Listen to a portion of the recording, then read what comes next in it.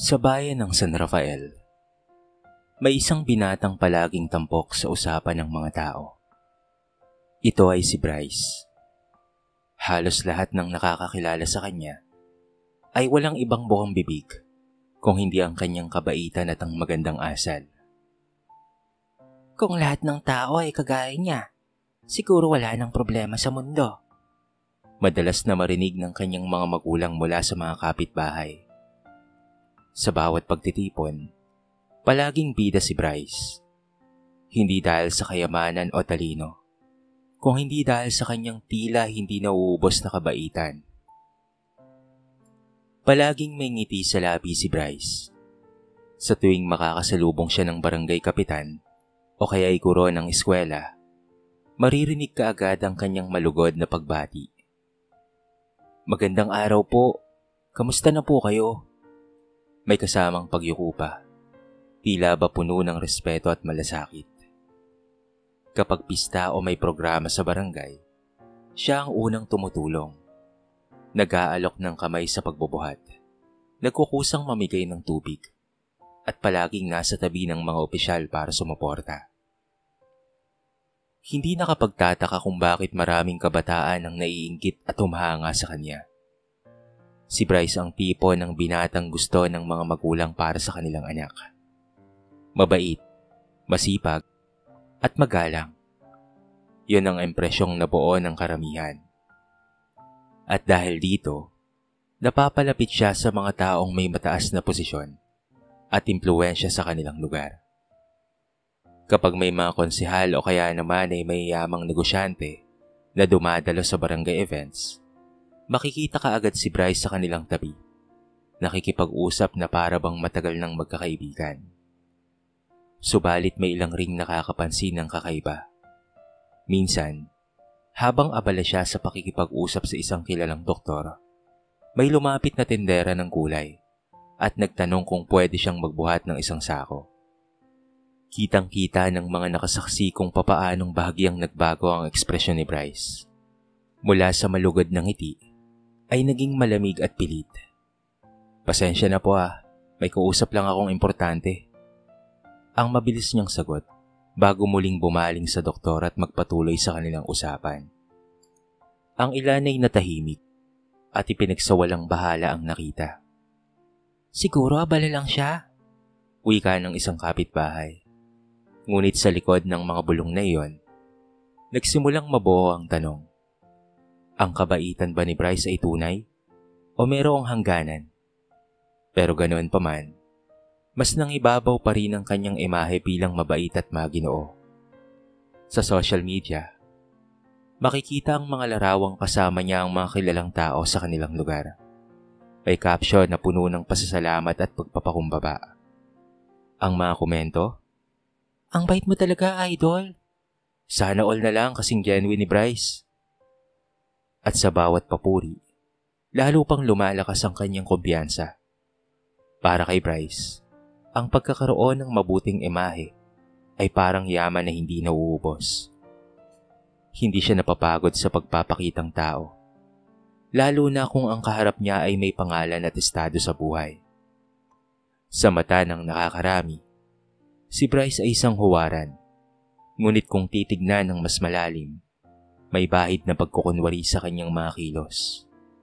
Isang bahid na unti-unting mabubunyag sa mga darating na araw. Maagang dumating si Bryce sa opisina, tulad ng nakagawian. Nakasuot siya ng plantsadong polo at makintab na sapatos. Dala ang kanyang paboritong ngiti na tila ba walang problema ang mundo.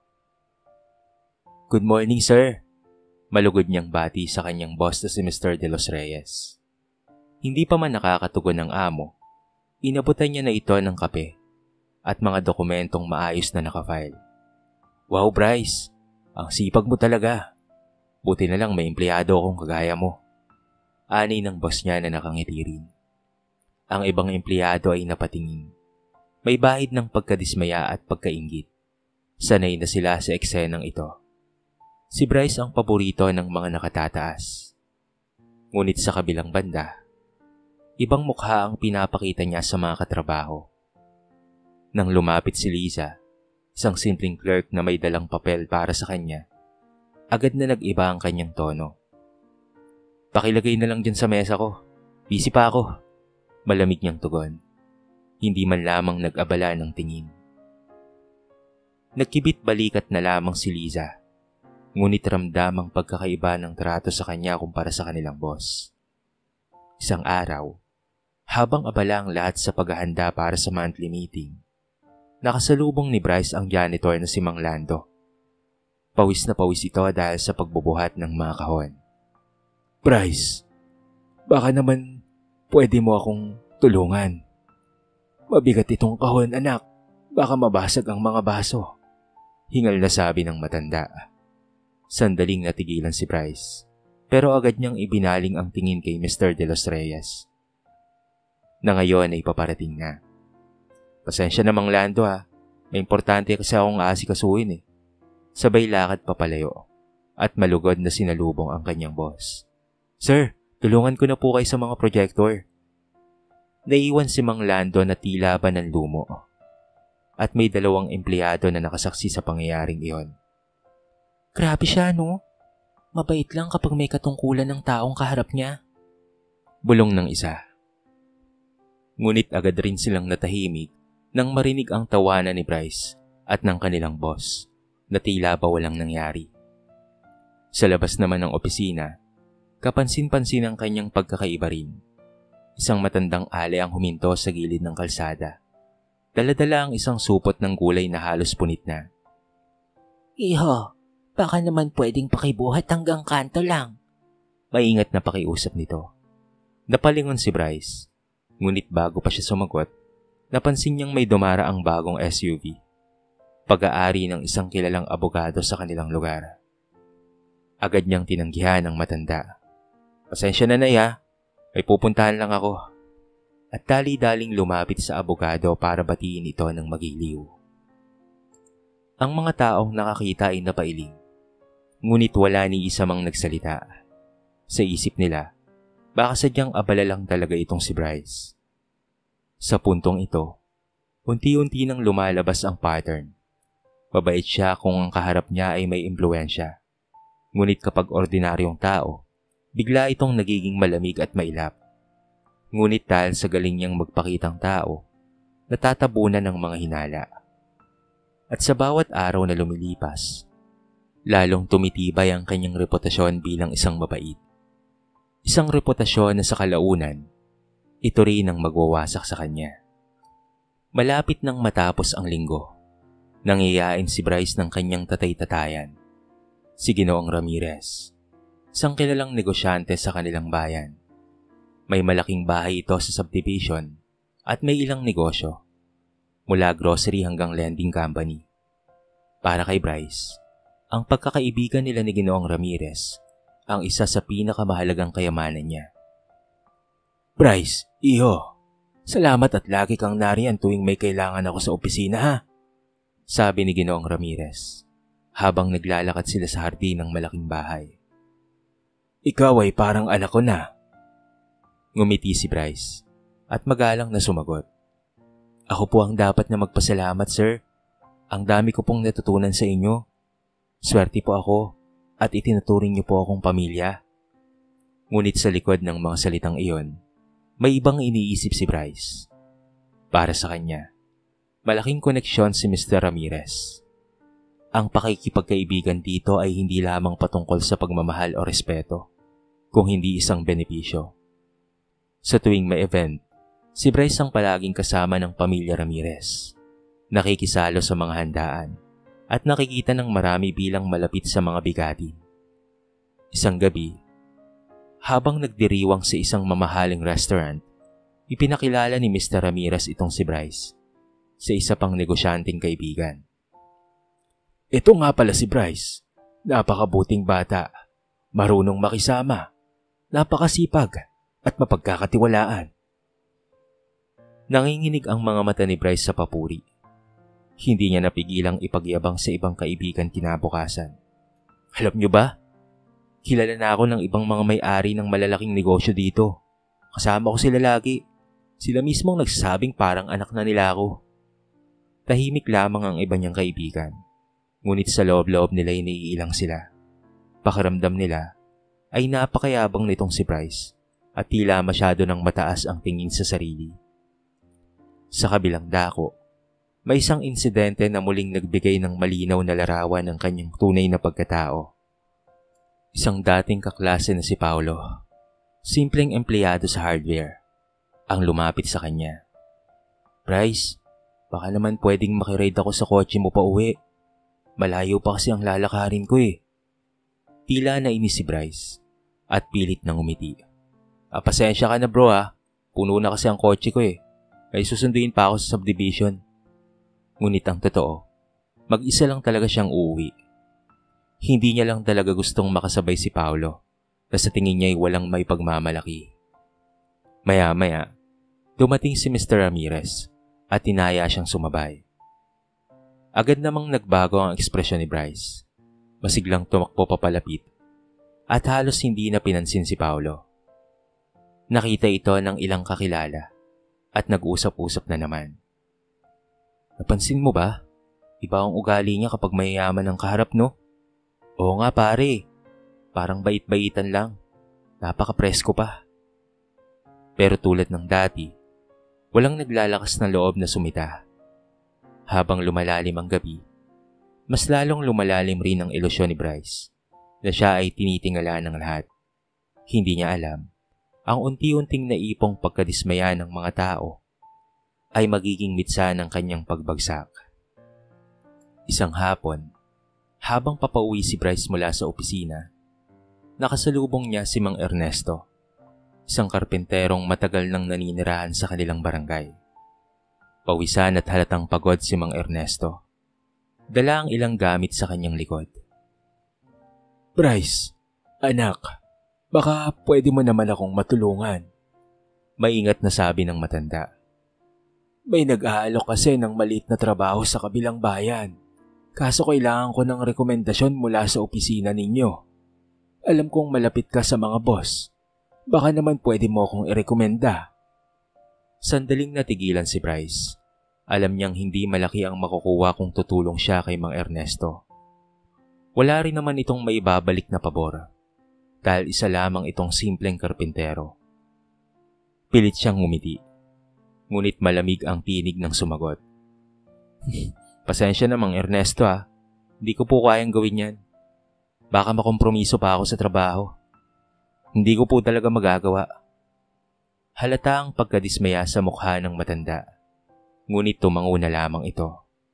"Ganun ba anak? Sige, pasensya na rin sa abala ha." Tahimik na naglakad papalayo si Mang Ernesto. Dala ang bigat ng pag-asa na muling nabigo. May dalawang kapitbahay na nakasaksi sa tagpong iyon. Nagsimula silang magbulungan. Akala ko ba ay napakabait ni Bryce? Siguro mabait lang kapag may mapapala. "Nako kaya nga. Kung talagang tunay siyang matulungin, bakit hindi niya sinubukan kahit kausapin man lang ang boss niya?" Mabilis na kumalat ang bulong-bulungan. Kinabukasan sa opisina, may nagbanggit na rin. "Narinig niyo ba yung nangyari kay Mang Ernesto? Humingi ng tulong kay Bryce. Pero tinanggihan lang." Hindi nga, si Bryce? Diba siya ang laging bida pagdating sa pagtulong? Ngunit sa halip na manghina, mas lalo pang nagpakitang gilas si Bryce. Sa tuwing may meeting, siya ang unang nagbubukas ng pinto para sa mga boss. Siya ang laging volunteer na magdala ng laptop at projector. Sa tuwing may darating na kliyente na mayroong pangalan, agad siyang nakikipagkamay at nag-aalok ng anumang maitutulong niya. Dahil dito, kahit may nagsimulang magduda, natatabunan ito ng kanyang magandang imahe. Ang iba'y nagsabing kismis lamang siguro. Ang iba na may piniling manahimik dahil baka mapahiya lang sila kapag pinabulaanan ito ni Bryce. Ngunit sa puso ni Mang Ernesto, ramdam niya ang sakit ng pagtanggi. "Akala ko mabait siya," bulong niya sa kanyang asawa nang sila'y maghapunan. "Ngunit parang mabait lang siya kung mayaman o makapangyarihan ang kanyang kaharap. Kung kagaya nating simpleng tao, hindi kanya papansinin." Hindi niya alam na ang simpleng pangyayaring ito ang magsisilbing mitya para unti-unting masilip ng mga tao ang kanyang tunay na ugali. Sa panig naman ni Bryce, kampante siyang natakpan ng pangyayari. Hindi niya akalaing may nakakita at lalo na hindi niya iniisip na magsisimulang kumalat ang mga kwento. Sa kanyang palagay, mananatili siyang idol ng bayan. Ngunit ang mga mata ng mga tao ay nagsisimula ng mabuksan at hindi magtatagal, ang maskara niya ay mahuhubad na. Dumating ang araw na si Bryce naman ang nakaramdam ng pangangailangan. Sa kabila ng kanyang pagpapakitang gilas sa opisina at sa lipunan, may mga bagay na hindi niya kontrolado. Ang kanyang nakababatang kapatid ay biglang nagkasakit ng malubha at kinakailangang makumpain sa ospital. Nataranta ang kanilang pamilya. Wala silang sapat na ipon para sa agarang operasyon. At kahit pa may maliit na pondo si Bryce, hindi yun sasapat. Agad siyang nakaisip ng taong matatakbuhan, ang kanyang tatay-tataya na si Ginoong Ramirez. Kinabukasan, mabilis siyang nagtungo sa mansyon ng negosyante. Sinalubong siya ng kasambahay at agad na pinapasok. Sa sala, nakita niya si Ginoong Ramirez na nagbabasa ng dyaryo. Sir, buti po at nandito kayo. Ani Bryce, halos pawisan at nagmamadali. Nagulat si Ginoong Ramirez sa kanyang itsura. Oh, iho, anong problema? Huminga ng malalim si Bryce at nagpakumbaba. Sir, kailangan ko lang po sana ng tulong nyo. Ang kapatid ko po ay kailangang maoperahan kaagad. Kulang po kami sa pera. At baka pwede niyo po akong pautangin. Nangangako po akong babayaran ko po kaagad kapag nagkabonus ako sa trabaho. Tahimik lamang si Ginoong Ramirez. Pinagmasdan niya si Bryce at sa loob-loob niya, bumalik sa mga alaala niya ang pagkakataong nakita niyang selective lamang ang kabaitan nito. Ilang ulit niyang nasaksihan kung papaanong binabaliwala ni Bryce ang mga ordinaryong tao at kung papaanong biglang nagiging mabait kapag siya ang kaharap. Ito ang bagay na hindi alam ni Bryce. Wala siyang kaalam-alam na pinagmamasdan pala siya ni Ginoong Ramirez. Bryce, mabigat na sambit ng negosyante. Hindi ko sinasabing wala akong may tutulong, pero kailangan kong maging tapat sa'yo. Matagal na kitang pinagmamasdan. Mabait ka sa akin, oo. Pero napapansin ko rin na hindi lahat ay tinutulungan mo. Sa totoo lang, parang mabait ka lang kapag may mapapala ka. Nanlaki ang mga mata ni Bryce. Sir, hindi po totoo yan. Lahat po ng ginagawa ko ay galing sa puso ko. Ngunit umiling si Mr. Ramirez. Kung tunay ang kabaitan mo, dapat pantay ang trato mo sa lahat, mayaman man o mahirap. Pero ilang beses na kitang nakita kung papaano mong tinanggihan ang mga taong walang kaya. At ngayon, nang ikaw naman ang nangangailangan, saka mo ko nilalapitan. Parang binuhusan ng malamig na tubig si Bryce. Hindi niya alam ang kanyang isasagot. Ngunit ang pinakamasakit ay ang kasunod na mga salita ni Ginoong Ramirez. Pasensya ka na, iho. Hindi ko magagawa ang hinihingi mo. Mas kailangan kong tulungan ang mga taong tunay na marunong magmahal nang walang hinihinging kapalit. Natulala si Bryce. Wala siyang nagawa kung hindi ang umalis. Dala ang bigat ng pagkadismaya. Habang naglalakad papalabas ng mansyon, pakiramdam niya itinanggalan siya ng maskara. Kinabukasan, kumalat ang mga balita. May mga nakarinig sa pagtanggi ni Mr. Ramirez at nagsimulang magkwento. Unti-unti nang lumalabas ang mga nakaraang insidente. Ang pagtanggi kay Mang Ernesto, ang malamig na pakikitungo kay Mang Lando, at ang iba pang pagkakataon na nakitaan siya ng pagkukunwari. Mula sa paghanga, unti-unting naging pagdududa ang tingin ng mga tao kay Bryce. Sa opisina, nagsimulang iwasan ng mga katrabaho ang kanyang presensya. Sa barangay, hindi na siya pinupuri gaya ng dati.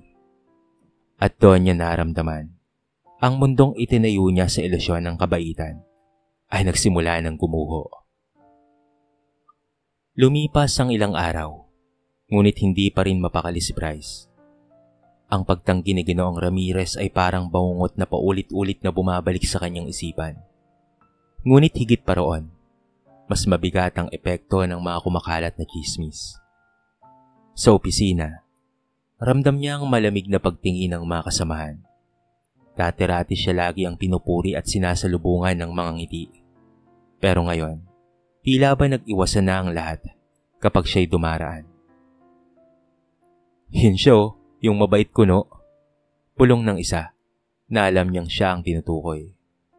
Isang umaga habang nasa pantry, narinig niya mismo ang dalawang empleyado na nag-uusap. Alam mo ba tol, tinanggihan ni Bryce si Mang Ernesto nung humingi ito ng tulong. Oo, alam ko yun. Saksi Mang Lando din, di ba? Pinahiya niya noong nagpatulong na magbuhat. Grabe no? Kung sino pa yung bidabidaan sa kabaitan, siya pa pala ang plastic. Napahinto si Bryce. Kinuyom niya ang kanyang kamao ngunit wala siyang nasabi. Lumabas na lamang siya. Dala ang bigat ng hiya. Sa barangay naman, mas matindi ang dagok ng isang gabi. May pagtitipon para sa kapistahan. Dati siya ang laging inaanyayahang magsalita at magbigay ng inspirasyon. Ngunit ngayong taon, wala ni isang nagbanggit ng kanyang pangalan. Pinilit niyang makihalubilo, pero ramdam niya ang malamig na pagtanggap ng mga tao. Hanggang sa dumating ang sandaling tuluyang nabunyag ang lahat.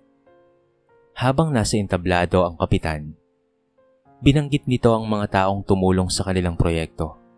Isa sa mga nabanggit ay si Mang Ernesto, na sa kabila ng simpleng pamumuhay, ay nagbigay ng libreng serbisyo bilang karpintero para sa kanilang barangay hall. Nagpalakpakan ng mga tao. Maya-maya ay biglang may sumigaw mula sa likod. Bakit si Mang Ernesto ay kayang tumulong? Pero si Bryce na laging sinasabing mabait siya, tumanggi. Natahimik ang lahat. Napalingon kay Bryce na nasa gilid. Nanlalaki ang mga mata. Sumunod ang isa pang boses. Oo nga, nakita ko mismo nung humingi ng tulong sa kanya si Mang Lando. Pero tinanggihan lang niya. Kaya ako na lang ang tumulong sa matanda. Nagumpukan ng mga tao. Isa-isang nagsalita ang mga may karanasang nasaktan ng kanyang malamig na ugali. Oo, ako rin. Nung humingi ako ng konting tulong para sa fundraising ng klase ng anak ko, tumanggi siya. Sabi busy daw, pero nakitang nagpunta sa handaan ng mga mayayaman. Ako naman ay nakiusap na buhatin man lamang ang gulay ko hanggang sa kanto, pero hindi man lamang ako pinansin. Pero pag may kilalang tao, aba, parang artista kung makipagkamay. Habang nagsasalita ang mga tao, lalo pang lumiit ang mundo ni Bryce. Dati, siya ang sentro ng mga papuri. Pero ngayon, siya na ang punteriya ng panlalait. Parang tinanggalan siya ng damit sa harapan ng lahat. Walang pagtatago at walang proteksyon. Hindi na nakatiis ang isa pa niyang dating kaibigan, si Paulo.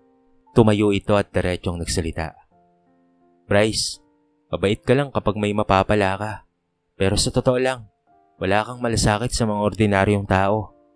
Ikaw ay plastic at mapagsamantala. Hindi nakapagsalita si Bryce. Hindi niya magawang ipaliwanag ang kanyang sarili. Ang mga matang nakatuon sa kanya ay puno ng panlilibak at pagkadismaya. Pakiramdam niya ay nahulog siya mula sa pinakamataas na pedestal patungo sa pinakamababang hukay. At sa mga sandaling iyon, tuluyan nang nabasag ang kanyang maskara. Ilang linggo ang lumipas mula nang tuluyan siyang mapahiya sa harapan ng buong barangay. Si Bryce na dating pinupuri, ngayon ay halos wala nang gustong kausapin siya. Sa opisina, iwas sa kanya ang mga kasamahan. Sa barangay, wala nang pumabati o nag-aalok ng upuan sa mga pagtitipon. Sa bawat kanto, naririnig niya ang mga bulungan.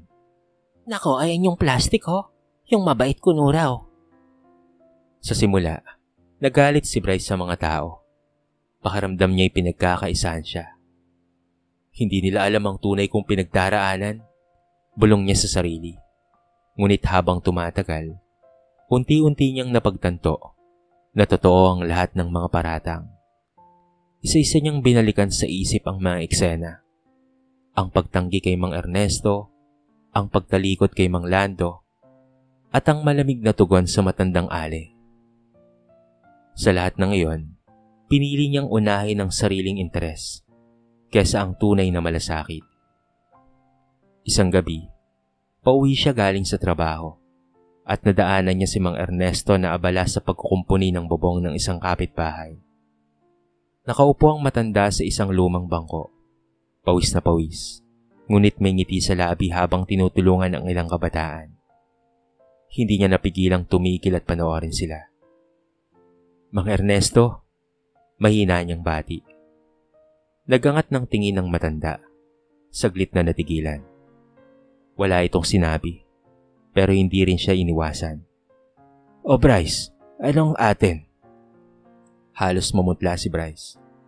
"Mang Ernesto, pasensya na po kayo sa ginawa ko noon ha. Inaamin ko pong mali ako.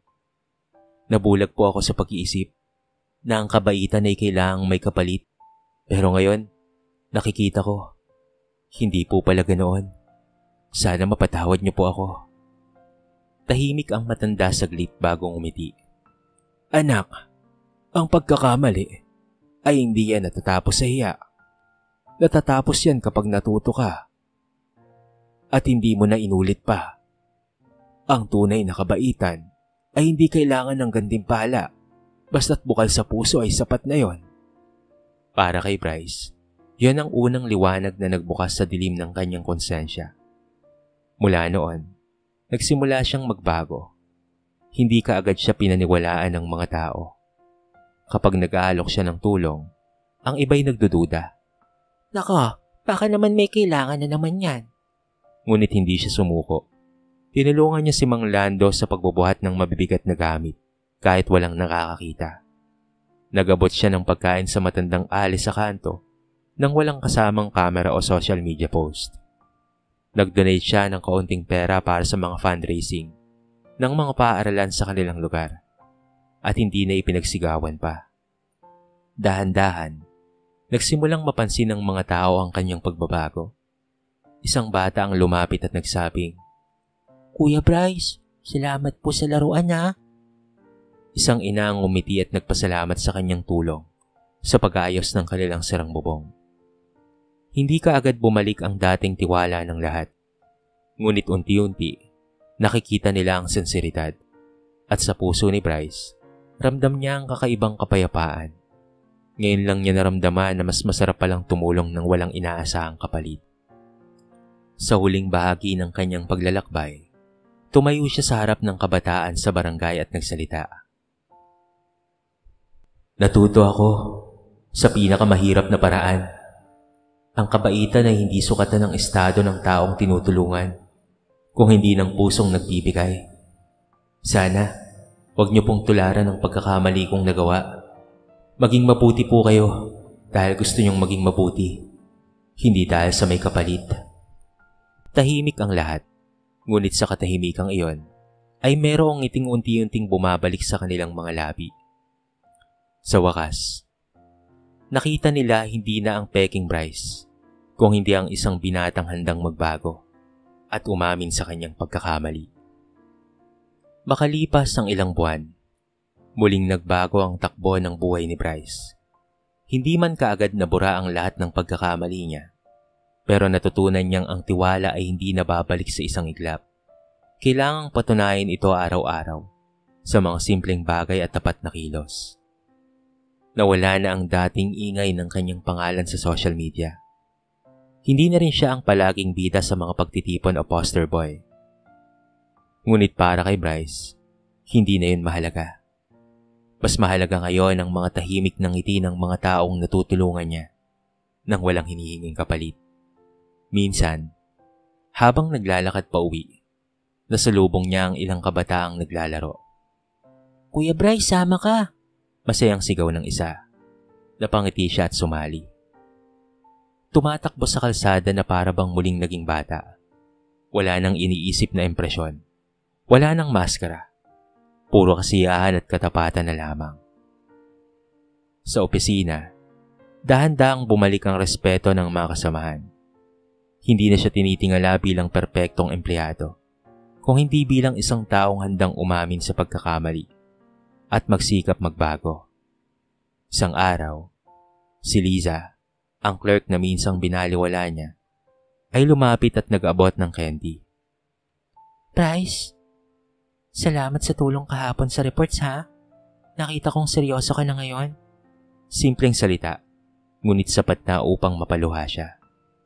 Sa barangay, muling nagkaroon ng pagtitipon. Hindi siya tinawag sa entablado, pero kusang loob siyang nagbuhat ng upuan, nagayos ng dekorasyon, at nagpakain sa mga bata. Walang kamera, walang audience, ngunit sa puso niya, yon ang pinakatotoong kabutihang nagawa niya.